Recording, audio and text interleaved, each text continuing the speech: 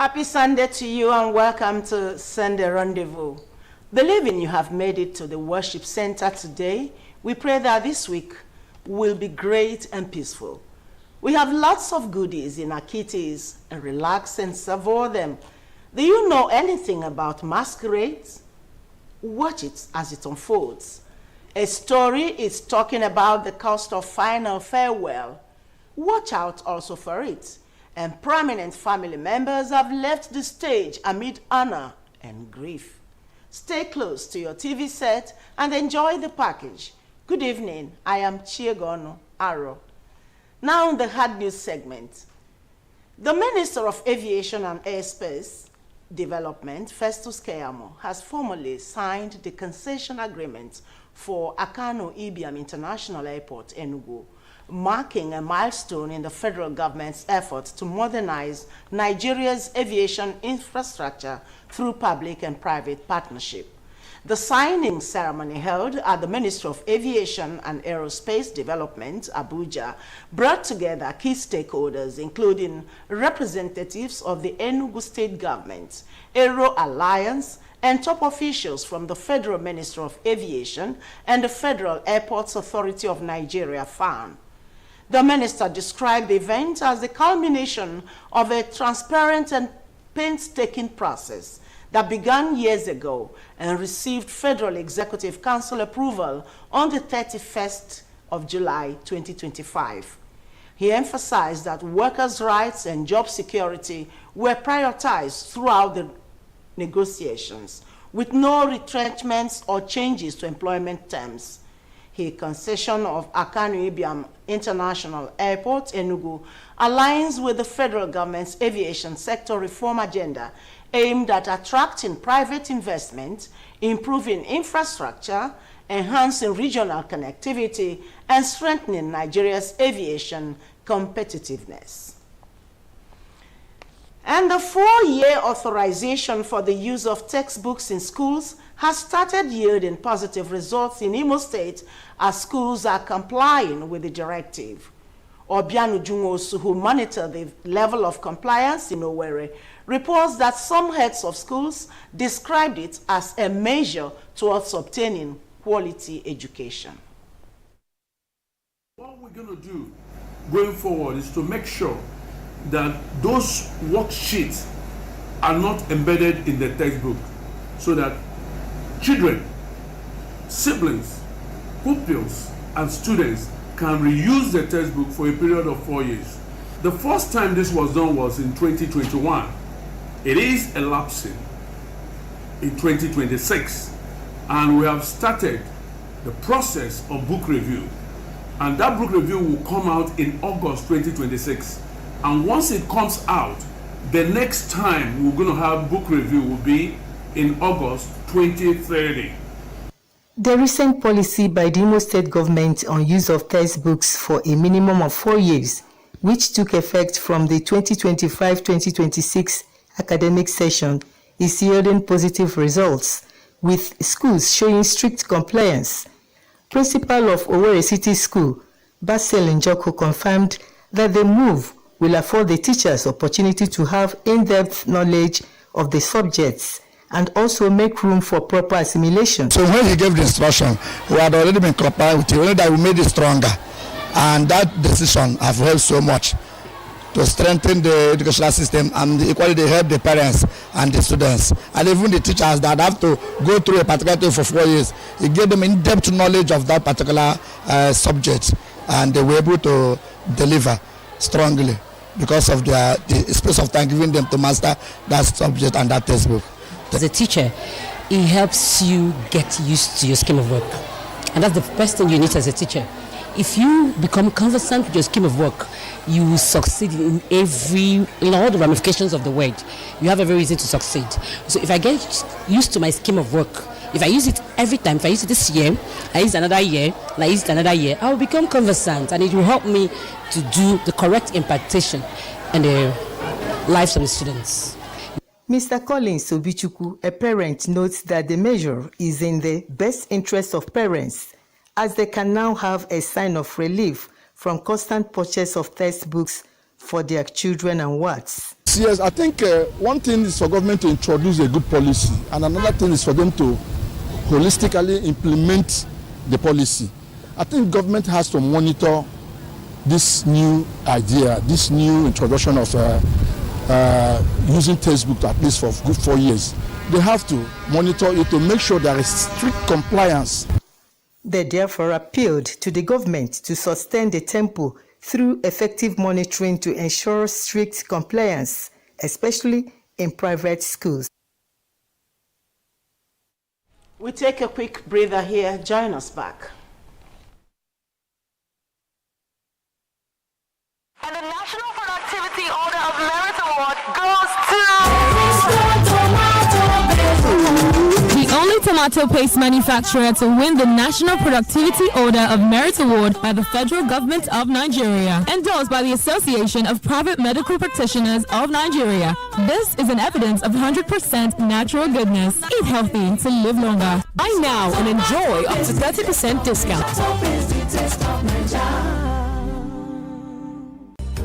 Introducing Naphtali's Hotel, 47 Ezilo Street, Independence Layout, Enugu. A moment at Naphtali's is an experience you will share forever. A luxurious suite fitted with brand new air conditioners, 42-inch plasma TV, free Wi-Fi and Facebook services, presented in a serene environment, distinguishes from the others. Our main bar, garden bar and restaurant give you a wide choice of drinks and delicacies, while our 800 capacity fully air-conditioned hall is the ideal haven for that special event. Naphtali's Hotel swimming pool and gym are available all day, while our live band blesses your ears every Friday and Sunday. Enjoy a whole new world of top-notch hospitality in the cool city. Your security is our priority. We are Naphtali's Hotel, 47 Ezilo Street, Brown and Brown, Independence Layout, Enugu. For inquiry, call 0908-273 6086, 0908-273-6086.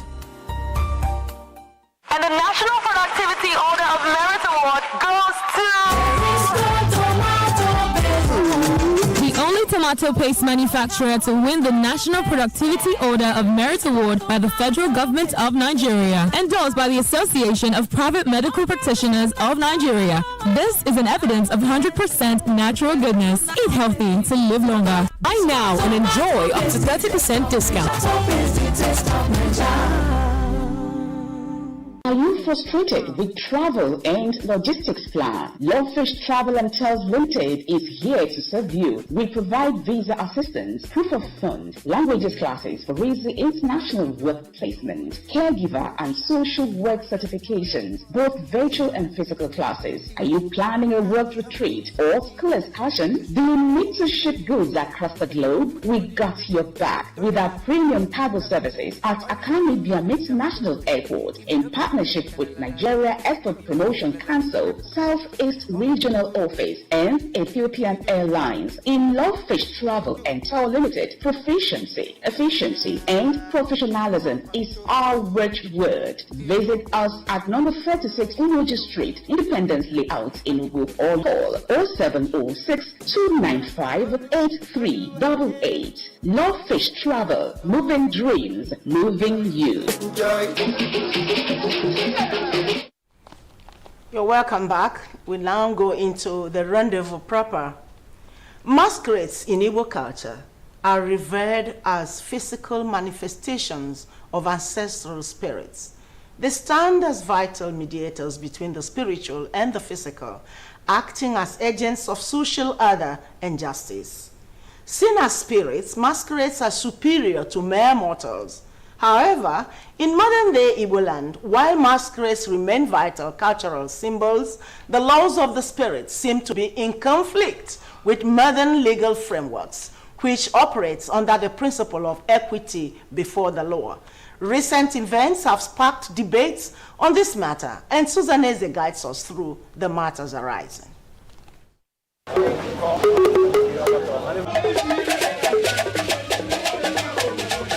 Masquerade, known as Mmanwu in Igbo culture, is a rich cultural tool for preserving history and identity of the people. Only initiated men are permitted to join the masquerade cult. Masquerades appear during festivals, funerals, and other traditional ceremonies, providing entertainment among other roles. As agents of justice and social control, masquerades play key roles in settling disputes, enforcing rules, and penalizing antisocial behaviors. It's a spirit manifest. The people that are that has come to help us in Igbo concept. In Igbo culture, we do use the monk to implement and administer justice, and they are highly respected. Before now, it is used for enforcement of law and order. Then there's nothing like modern law enforcement agents. It is masquerade. In the contemporary Igbo society, masquerades remain vital cultural symbols that blend ancestral spirituality with modern entertainment. However, masquerades are increasingly involved in incidents of violence, extortion, and public disruption, which constitutes offenses like assault and public nuisance. Due to the escalating violence, some state governments have implemented restrictions on public masquerade displays. The viral video where a masquerade was involved in a confrontational scene at a ceremony in Anambra State is a case in hand. Any masquerade that is found anywhere along the road disturbing traffic flow, trying to create scenes that shouldn't be, are arrested by government and prosecuted. While deeply respected as spiritual, modern law has no provisions of immunity for spirit beings. Thus, there is an ongoing debate regarding the balance between cultural preservation and public safety, with legal experts arguing that while cultural heritage must be protected, it cannot serve as a shield for crime and disorder. The law should maintain a balance, but the balance should come from the people themselves. Those who are practicing it should know that it's no longer like in the olden days. Things are changing. Do your dancing, do your entertainment, do it the way it is speculated to be done. Don't infringe on other people's rights. I equally advise that it's not every gathering that masquerades should be appearing, especially those dangerous ones. Reconciling tradition and law. The consensus among authorities is that masquerades, as part of the people's culture, should be preserved. However, they and their handlers are to be subject to modern statutory laws when their activities violate public peace, safety, or human rights.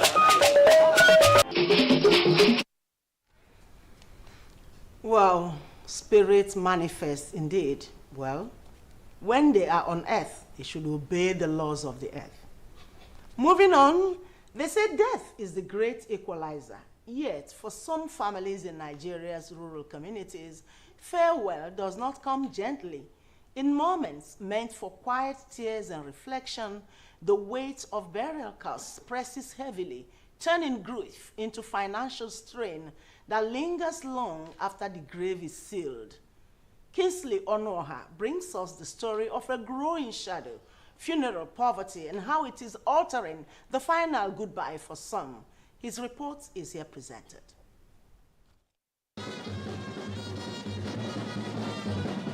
Burying a loved one could be a financial emergency for many rural communities. What should be a time of mourning now comes with heavy costs, expensive caskets, matching family outfits, and large feasts demanded by tradition. For households already struggling to survive, these expectations often mean borrowing money or selling what little they own. Each time a burial is being organized in our community, you will be kind of try to impress people around. I may regard it as a status issue. Somebody will want to do it like others did, and it has been a problem. I am a victim of it because last year I buried my mom. When I was on my budgeting, I was budgeting $1 million plus, but on the expenses, I did almost 5 million. Even up to now, I'm still paying for it. To avoid the shame of a simple burial, families sell farmland, livestock and work tools, assets meant to feed and sustain them. The result is deeper poverty, food insecurity and long-term hardship for those left behind. The issue of various groups that need to be entertained. For instance, you talk about Umuada, you talk about clubs and societies and all that. So these are some of the constraints we have. The things people do to meet up is by selling their personal belongings like land, borrowing. But some communities are pushing back. Village councils are placing limits on burial expenses, discouraging lavish ceremonies and banning costly printed materials. Others are adopting community-based insurance schemes where families contribute small amounts regularly to cover basic burial costs when death occurs. We have made some laws, some bylaws that made it to be that instead of you to be doing it, spreading it to days, it is to one. And then if you are going to do it, there are time limits from once it is 6 o'clock in the evening, nobody sees you to move around, say you are doing burial. And even the posters and the banners, we spread it that no posters, no banners. It is only government that can stop it. Government has made laws, but the problem is enforcing the laws made by government. As burial expenses continue to rise beyond the reach of the poor, families are left with a difficult choice: respect tradition or protect their future. For these communities, the question remains, should dignity in death come at the cost of survival for the living? That question is $1 million question. It's better for the living to enjoy life. The dead has no business with your fanfare. I think government should really put into law this act. It was a sober atmosphere in Amufie in Soka as family, friends, and well-wishers gathered to bid a final farewell to a woman of faith and kindness, late Bessie Ngozieze, mother of Joy Philip of NTA Abuja, who died at the age of 65. Ifeinwa Daniel Ukpai was there.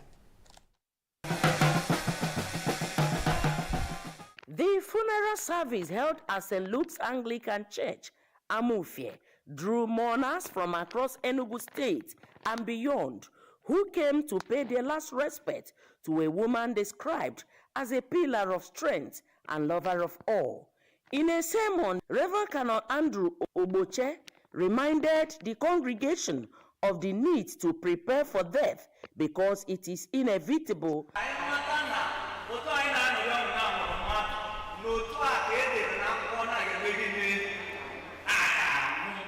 Following the service, the remains were committed to Mother Earth.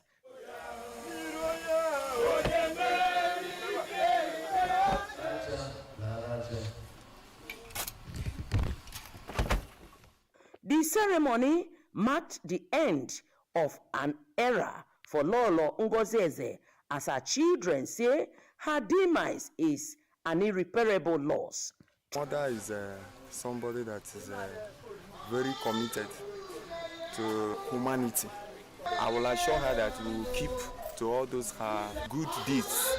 I will miss that woman that nurtured me and made me, that always want me to be the best.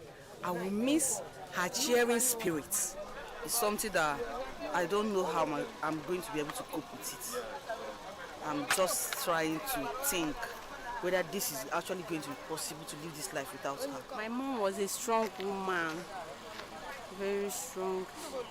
She's so lovely, caring. Family members, in-laws and well-wishers who came to commiserate with the family speak. Mother-in-law is the most kind-hearted human being on earth.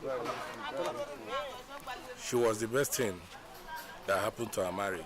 I take her as a mother because the first day I stepped into her family, she called me her daughter. All those values that she taught them when she was alive should be upheld and transferred to their own kids as well.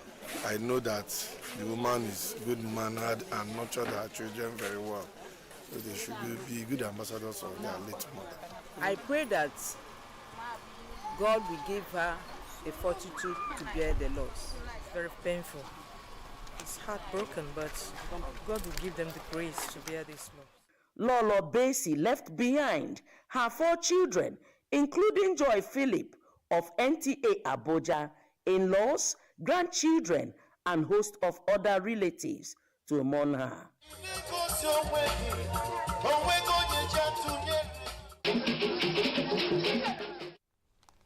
May her soul rest in peace.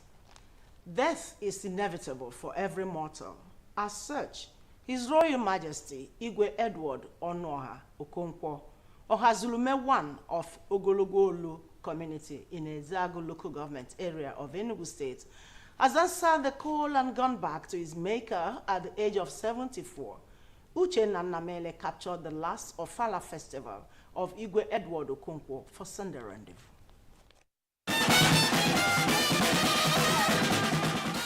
The final journey of His Royal Majesty Igwe Edward Onoha Okonkwo began with lying in state in his palace.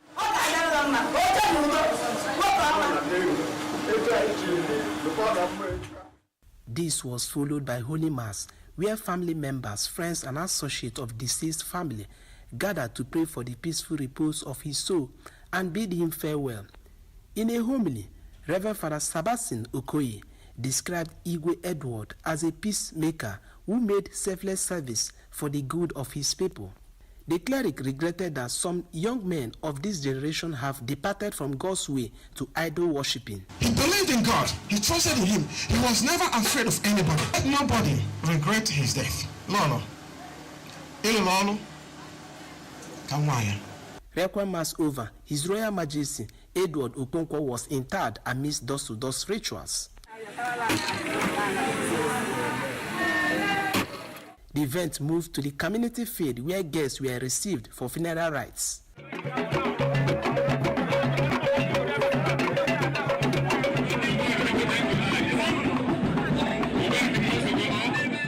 Family members and friends described late Igwe as a humble man, an inspiration to many.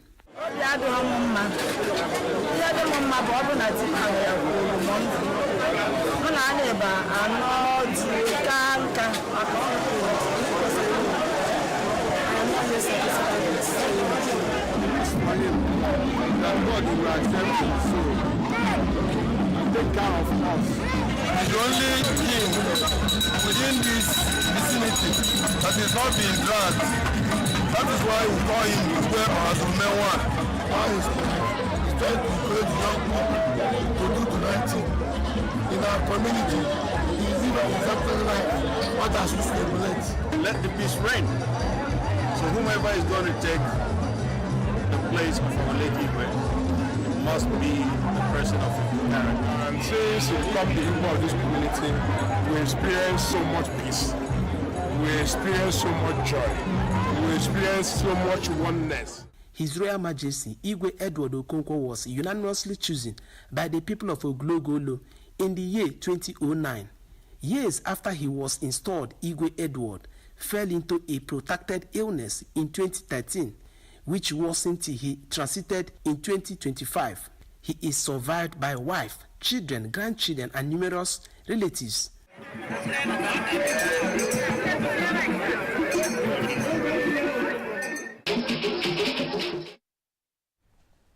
May his soul rest in perfect peace. That's the end of News Sunday Rendezvous for this week. Join us next Sunday. God bless you.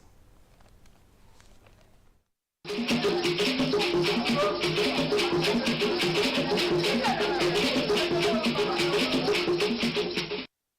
the National Productivity Order of Merit Award goes to the only tomato tomato paste manufacturer to win the National Productivity Order of Merit Award by the Federal Government of Nigeria. Endorsed by the Association of Private Medical Practitioners.